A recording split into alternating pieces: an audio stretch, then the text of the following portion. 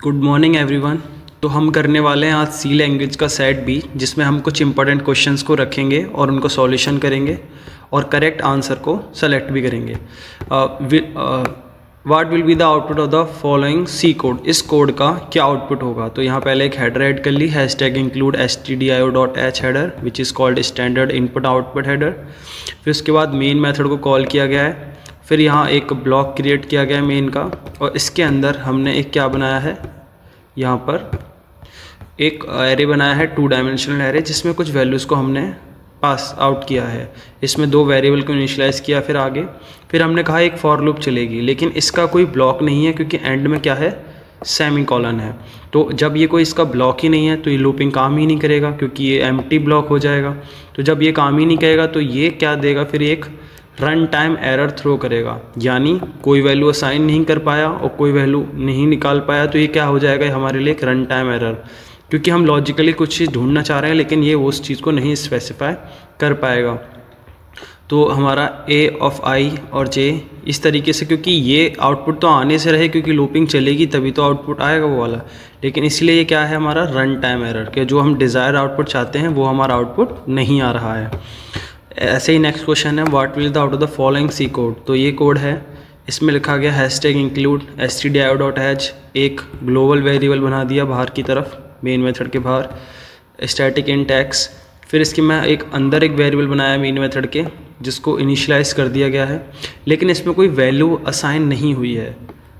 तो जब value assign नहीं हुई तो यहाँ पर एक जंक वैल्यू आएगी, जो कि जब इसमें कोई वैल्यू ही नहीं है तो इसमें जंक वैल्यू आएगी, क्योंकि ये रन टाइम एरर नहीं है और ऐसा कुछ नहीं है कि प्रोग्रामिंग में कुछ हुआ हो, लेकिन यहाँ पर ये इसमें जंक वैल्यू आ जाए क्योंकि हमने यहाँ पर कोई वैल्यू असाइन नहीं किया है इसको। ओके, तो नेक्स्ट क्वेश्चन है, what is the return type of function square root SQRT। ये मैथ हेडर से निकलते हैं फंक्शंस। अब इसका रिटर्न टाइप इंटीजर है, फ्लोट है, डबल है, ये depends on the data type of the parameter. तो हर फंक्शन का एक पहले से ही प्री डिफाइंड रिटर्न टाइप होता है, किसी का फ्लोट, किसी का इंटीजर, अलग अलग फंक्शंस का। लेकिन यहाँ ये फंक्शन जो है, इफ़ आप फ्लोट वैल्यू को क्यों ना इसमें पास आउट करें, तब भी ये रिटर्न में क्या देगा, इसका रिटर्न टाइप क्या है, एक डबल है। बहुत सारे फंक्शन का रिटर्न टाइप बूलियन में होता है, बहुत सारे फंक्शन का रिटर्न टाइप किसी पर्टिकुलर डिजिट को रिटर्न करने का होता है, तो लेकिन यहाँ पर ये क्या रिटर्न करेगा, डबल रिटर्न करेगा, क्योंकि इसका रिटर्न टाइप डबल है। How is the third element in an array access based on pointer notations. तो देखिए हमारे पॉइंटर क्या करते हैं, एक एड्रेस को रखते हैं और उसको रिलोकेट करने में मदद करते हैं, लेकिन यहाँ एक घुमा के इसने क्वेश्चन किया कि थर्ड एलिमेंट को कैसे एक्सेस करेंगे। अब ये इस तरीके से एक्सेस होगा नहीं, क्योंकि ये तो पर्टिकुलर एक पॉइंटर है, तो ये किसी को ऑलरेडी वैल्यू को होल्ड कर रहा होगा, उसमें +3 कर देंगे तो ऐसे तो हम एक्सेस नहीं कर पाएंगे। तो यदि इस तरीके से किया जाए कि जिसमें एक ऑलरेडी एक पॉइंटर है और फिर ये भी सम करेगा कि पॉइंटर के साथ में, तो हो सकता है इंडेक्स बहुत आगे पहुंच जाए और फिर इसका एक जंक वैल्यू रिटर्न हो सकता है या एरर भी आ सकता है, लेकिन ये हमारा ठीक रहेगा। ए स्पेसिफिकली एक एरे में यदि आप उस एरे का नाम पास करते हैं तो वो इनडायरेक्टली किस पे आ जाता है, 0 इंडेक्स पे आ जाता है। तो ये 0 + 3 हो जाएगा विच इज़ 3। तो ये अपने आप ही किस एलिमेंट पर आ जाएगा, थर्ड एलिमेंट पर आ जाएगा, इसका पॉइंटर बन जाएगा। लेकिन ये क्या करेगा, ये तो एड्रेस बना देगा, तो ये तो वैसे भी इनकरेक्ट है। तो हमारा करेक्ट आंसर कौन सा रहेगा, जो बिना किसी दिक्कत के हमारा नोटेशंस काम करेगा, वो ये वाला है, जिसमें हमने एरे के जो फर्स्ट इंडेक्स है उसमें 3+ करा दिया, तो अपने आप थर्ड एलिमेंट को क्या कर लेगा, एक्सेस कर लेगा। Which of the following are correct file opening modes in C. A ये double quotes, B single quotes, C RB और D all of the above. जैसे हमारे और भी मोड्स होते हैं, रीड, राइट, अपेंड, ऐसे ही हमारा ये भी होता है RB, रीड इन बाइट्स। तो ये हमारा ये तो सिंबल्स हैं, इन सिंबल्स का वैसे भी रोल नहीं है, तो ये तो आप पहले ही समझ गए कि ये कोई मोड नहीं हो सकते, बल्कि इनके अंदर वो पास आउट किए जाते हैं कि रीड मोड लगाना है F ओपन करने के बाद में, जब आप फाइल का नाम डाल देते हैं तो उसमें। तो लेकिन यहाँ पर हमारा करेक्ट कौन सा है, read in bytes. Next question, what is the 16-bit compiler allow range for integer constant. जब आप इंटीजर बनाते हैं तो किस रेंज के अंदर अलाउ करता है, आपको कितने नंबर आप असाइन कर सकते हैं। तो आप -3 to 768 टू 32767 तक आप क्या कर सकते हैं, इसके बीच में आने वाले कोई भी नंबर्स को आप क्या कर सकते हैं, किसी इंटीजर को यानी इंट डेटा टाइप को आप असाइन कर सकते हैं। तो ये रेंज याद करने वाली है।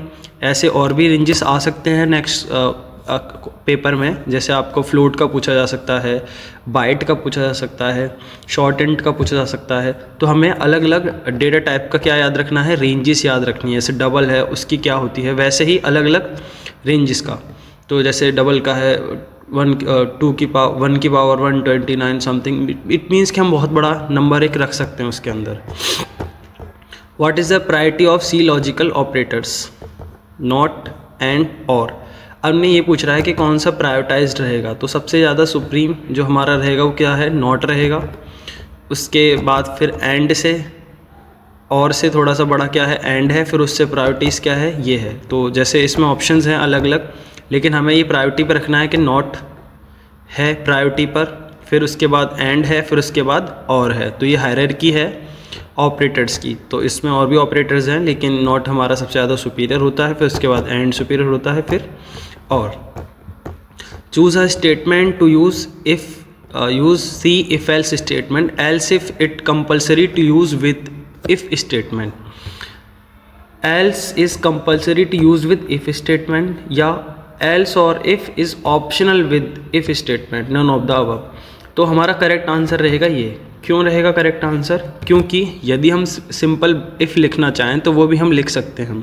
ऐसा नहीं है कि हमें एल्स लगाना ही लगाना है ज़बरदस्ती, या एल्स इफ लगाना ही लगाना है।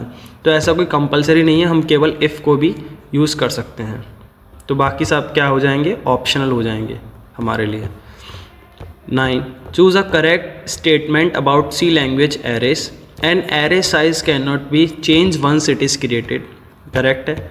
Array element value can be change any number of times, ये भी करेक्ट है, क्योंकि हम एरे जब बनाते हैं तो वो चेंज हो सकते हैं। To access the nth element of an array, student use student n-1 as the starting index is 0। ये कहना चाह रहा है जैसे आपके 10 एलिमेंट है, तो जब हमें पता है कि पहली इंडेक्सिंग 0 से होती है और फिर वो 0 से 1 2 3 4 5 6 7 8 9 तक ही जाएगा। तो ये कह रहा है इंडेक्स यानी जितने टोटल हैं उसमें से 1 माइनस करने पर लास्ट एलिमेंट निकल आएगा, यानी nth एलिमेंट निकल आएगा। ये भी बात ट्रू है। तो ये सारे ही टर्म्स ट्रू हैं रिगार्डिंग सी लैंग्वेज एरेस। तो एरेस क्या है, ये सारी चीज़ें होल्ड करती हैं अपने साथ, चेंज भी करा सकते हैं वैल्यू को कितनी बार, और इंडेक्स भी माइनस करते हैं उसमें से 1, तो आखिरी की वैल्यू, आखिरी का इंडेक्स पता चल जाएगा। What is the output of this C program. तो एक मेन मेथड बनाया, इसके अंदर एक एरे बनाया जिसके अंदर लिख रहा है 10 12 14, फिर उसके बाद एक आई वेरिएबल बनाया यहाँ पर। लेकिन एक चीज़ देखो आपने, लाइन नंबर 2 के बाद 3 में एक आई वेरिएबल बना दिया, लेकिन इसको कोई डिफाइन तो नहीं किया, जबकि हमें पता है सी में अगर हम कोई वेरिएबल डिफाइन नहीं करेंगे तो वो एरर थ्रो करेगा। तो यहाँ पर भी वही होगा, लेकिन नेक्स्ट लाइन में डिफाइन कर दिया गया। लेकिन तब तक ही कंपाइलर क्या कर देगा, हमारा एक कंपाइलेशन एरर कर देगा बिना कोई आउटपुट दिए। क्यों, क्योंकि ये वेरिएबल बनाया ही नहीं है, उससे पहले ही यहाँ पर कॉल कर दिया है। यदि ये लाइन पहले होती और ये लाइन बाद में होती तब इसका आउटपुट डिफरेंट आता, लेकिन यहाँ पर ये क्या है, कंपाइल एरर, क्योंकि ये वेरिएबल बना नहीं है लेकिन यहाँ यूज़ हो रखा है।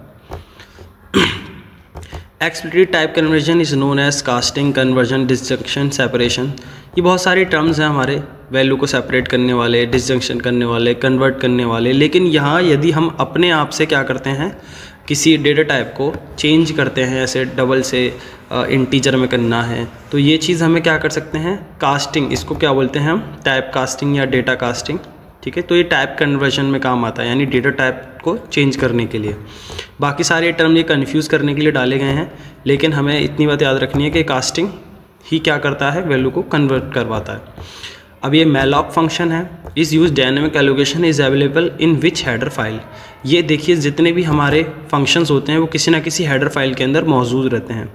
लेकिन ऐसे ही जैसे studio.h में printf है, scanf है और fopen भी है, ऐसे ही स्टैंडर्ड लाइब्रेरी कोनियो और ये mem.h ये नहीं होता, memory.h एक हेडर होता है, ये नहीं होता। कोनियो में हमें पता है ये तो हेडर पहले से ही रिमूव्ड है खैर न्यू कंपाइलर में, लेकिन इसको हम पुराने कंपाइलर में स्क्रीन क्लियर करने के लिए, गेट ch करने के लिए, पूरी मतलब स्क्रीन वगैरह साफ वगैरह करने के लिए उसमें यूज़ करते हैं। और स्टैंडर्ड लाइब्रेरी का ये मेथड है, यानी हमारा जो malloc, realloc, calloc, ये सारे फंक्शंस कौन से हेडर के मिलते हैं, स्टैंडर्ड लाइब्रेरी .h हेडर में। Next question is file manipulation function in C are available in which header, यानी फाइल को मैनिपुलेट करने के लिए फंक्शंस जो हमारे किस हेडर में मिलते हैं। जैसा हम बता रहे थे कि studio.h में ही है हमारे file, f open, f close, इस तरीके के फंक्शंस हमारे किस में है, हेडर्स में है, जो फाइल को मैनिपुलेट करवा सकते हैं। तो बाकी के और भी हेडर्स हैं, files.h हेडर है, ये इस तरीके की कोई हेडर होती नहीं है। streams.h हेडर ये भी नहीं है, कोई इनकरेक्ट हेडर्स हैं। तो लेकिन हमारे ये जो हेडर्स हैं इनमें से stdio.h हेडर, देखिए इसमें बहुत सारे फंक्शंस इसमें भी होते हैं जो हमें फाइल में यूज़ करने होते हैं, जैसे realloc, malloc, calloc, लेकिन हमारे जनरल फंक्शंस इसमें मौजूद हैं, f ओपन, f क्लोज, इस तरीके के।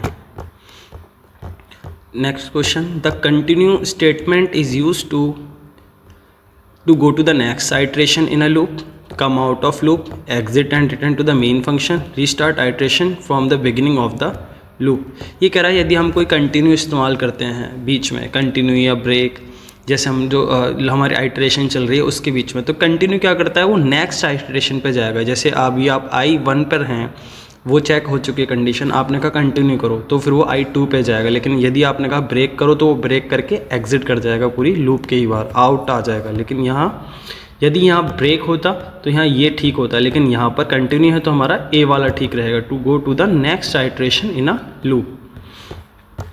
15, the conversion character for unsigned decimal integer is %d, %u, %x, %s। देखिए अलग अलग स्पेसिफायर का अलग अलग यूज़ है। ये इंटीजर के लिए यूज़ होता है, यही है हमारा अनसाइंड डेसिमल इंटीजर के लिए यूज़ होने के लिए, क्योंकि यदि आप इसमें नेगेटिव वैल्यू पास करेंगे तो ये नेगेटिव वैल्यू को असाइन नहीं करेगा, क्योंकि अनसाइंड में पॉजिटिव वैल्यूज़ को रखा जाता है। %x ये हेक्साडेसिमल स्पेसिफायर है, %s ये स्ट्रिंग में हम इस्तेमाल करते हैं। तो अलग अलग स्पेसिफायर का अलग अलग क्या है, यूज़ है। Next question, which of the following is not possible with any two operators in C, different precedence, same associativity, different precedence, different associativity, same president, different associativity. यानी हमारे जो भी ऑपरेटर्स होते हैं उनमें ये चीज़ पॉसिबल नहीं है कि हर इनमें से सारी चीज़ पॉसिबल नहीं है। यदि वो उसकी प्रेसिडेंस सेम है तो वो डिफरेंट हो सकता है एसोसिएटिविटी, अगर डिफरेंट प्रेसिडेंस है तो डिफरेंट एसोसिएटिव भी हो सकती है, सेम प्रेसिडेंस है और डिफरेंट एसोसिएटिविटी हो सकती है। मतलब एसोसिएटिव नहीं तो कौन सा उनमें से पहले यूज़ किया जाएगा और कौन सा हायर रहेगा। जैसे इनटू है और डिवीज़न है तो पहले हमारा इनटू होगा, ठीक है। तो इस तरीके से कि जब हमें पहले प्रेसिडेंस देखनी है कि कौन सा पहले प्रेसिडेंस हाई रहेगा। तो ये हमारी सारी ही कंडीशंस पॉसिबल हैं इसके साथ में, सी के ऑपरेटर के साथ में।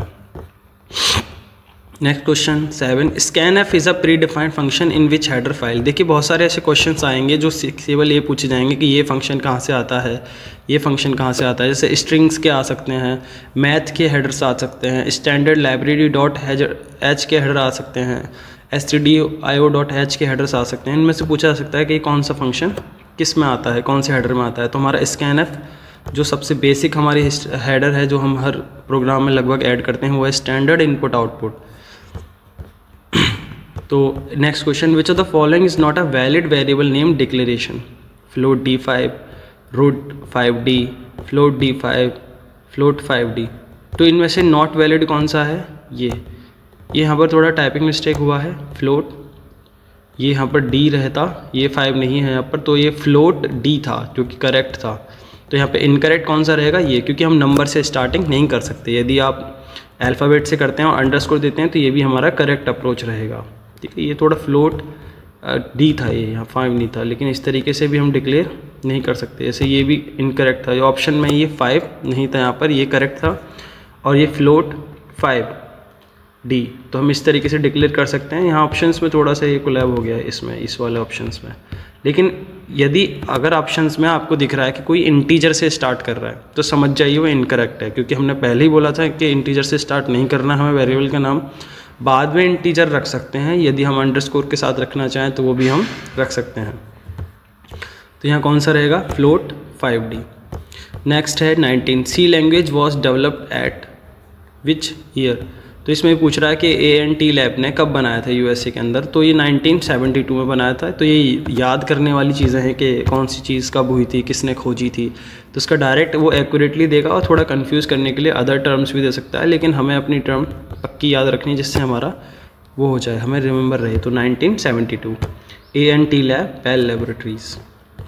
The format identify percent I used for character, integer, float या डबल। तो हमारे जो परसेंट आई है ये हमारे किसके लिए इस्तेमाल होगा, इंटीजर के लिए इस्तेमाल होगा, क्योंकि फ्लोट के लिए परसेंट एफ है, डबल के लिए LF है, तो इस तरीके से कैर के लिए C है, लेकिन हमारा इंटीजर के लिए क्या रहेगा, percent I specifier identifier. What will be the output of the following C code. इस C कोड का आउटपुट क्या रहेगा, तो पहले दो हेडर ऐड किए, standard input output dot H header conio, उसके बाद मेन मेथड कॉल किया गया, इंटीजर डिक्लेयर किया गया एक, फिर क्लियर स्क्रीन बोला गया, जिससे हमारे प्रीवियसली जो भी चीज़ें आती हैं स्क्रीन पर वो क्लियर हो जाती हैं। जैसे ज़्यादातर कंपाइलर्स, पुराने कंपाइलर्स में ये चीज़ हमें फेस करनी पड़ती है कि आउटपुट के साथ में और पुराना आउटपुट लगा रहता है, तो उसको क्लियर करने के लिए। तो यहाँ पर देखिए एक थोड़ा प्रेसिडेंस और एसोसिएटिविटी का एक एग्जाम्पल आया है, तभी इसका आंसर भी बनेगा। तो देखिए कि अब हमारा ये है, पहले मॉड्यूलो करेगा। तो हमारी इस 3 ऑपरेटर्स में से सबसे पहले लेफ़्ट टू राइट में जाने के लिए ये क्या करेगा, मॉडुलस। तो 5 मॉडुलो 2 क्या होता है, 1। तो हमारा हो जाएगा 1 × 3। तो 1 × 3 डिवाइडेड बाई 2। तो पहले मल्टीप्लिकेशन डिवीज़न में से फिर क्या होगा, मल्टीप्लिकेशन। तो 3/2 ये हो जाएगा। तो इसका करेक्ट आंसर ए रहेगा। करेक्ट आंसर इसका क्या रहेगा, ए रहेगा।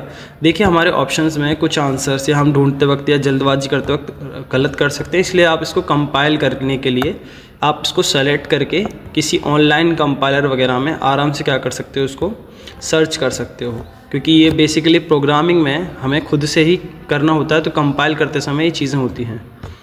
तो ये जल्दबाजी में आंसर लिख गया है यहाँ पे, लेकिन इसका करेक्ट आंसर क्या है, 1, क्योंकि आप इसे कंपाइल करके भी देखेंगे तो आपको पता चल जाएगा।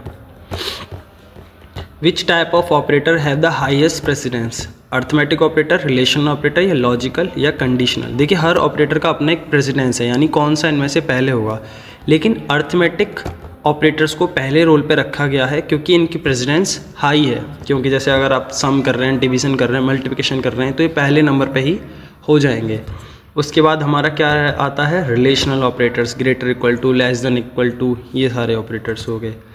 उसके बाद लॉजिकल, कंडीशनल। कंडीशनल थोड़े से लॉजिकल से ज़्यादा होते हैं और फिर लॉजिकल लास्ट में आते हैं, यानी पहला अर्थमेटिक, दूसरा रिलेशन, तीसरा कंडीशनल और चौथा लॉजिकल, अगर हम उसको रो वाइज में देखें तो। ये हमारा प्रायोरिटी पे हाई प्रेसिडेंस पे कौन सा ऑपरेटर रहेंगे, अर्थमेटिक ऑपरेटर।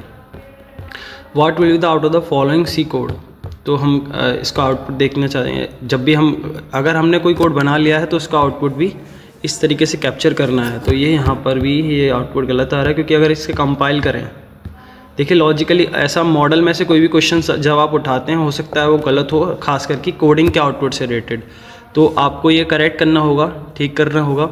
उसके लिए जैसे आपने हेडर लिया तो यहाँ पर एक वेरिएबल डिक्लेयर किया गया है 1 और एक वेरिएबल डिक्लेयर किया है 2, ये y, और एक ब्लैंक वेरिएबल किया गया z। अब x में 1 है, y में कितनी है, 2 है। अब ये क्या, पहले क्या किया गया, पोस्ट इंक्रीमेंट x++, यानी 1 की वैल्यू इंक्रीज़ हो गई, लेकिन इंक्रीज़ अगले वाले को मिलेगी, यानी जब यहाँ पर ये कॉल होगा तो 1 की वैल्यू क्या हो जाएगी, 2। क्यों, यहीं पर ही क्या हुआ है, इंक्रीज़ हुआ है, लेकिन असाइन नहीं हुआ, अगले वाले को ये वैल्यू बढ़ के मिलेगी। तो जब ये प्लस किया गया, यानी अभी भी यहाँ पर कितना रहेगा, इस सिनेरियो में यहाँ पर 1 ही है। जब लेकिन अगले वाले में जोड़ा जाए तो ये लेकिन क्या करेगा, प्री इंक्रीमेंट है, पहले ही प्लस प्लस है, तो क्या हो जाएगा, y पहले ही 3 हो जाएगा। तो 3 और 1 कितना हो जाएगा, z 4 हो जाएगा, और x की वैल्यू 1 बढ़ के मिलेगी, यानी 2, और y की वैल्यू भी बढ़ चुकी थी 3, तो 2, 3, 4 इसका आउटपुट रहेगा। तो ये हमारा आउटपुट जो है, लेट मी करेक्ट दिस, तो ये हमारा गलत है। यहाँ पर कितना आएगा, यहाँ पर आएगा हमारा 4 आएगा यहाँ पर, तो यहाँ पर हमारा 4 आएगा, यानी आपका ये वाला आंसर करेक्ट है, यानी आपका ये वाला जो आंसर है ये हमारा करेक्ट आंसर है, ये हमारा इनकरेक्ट है।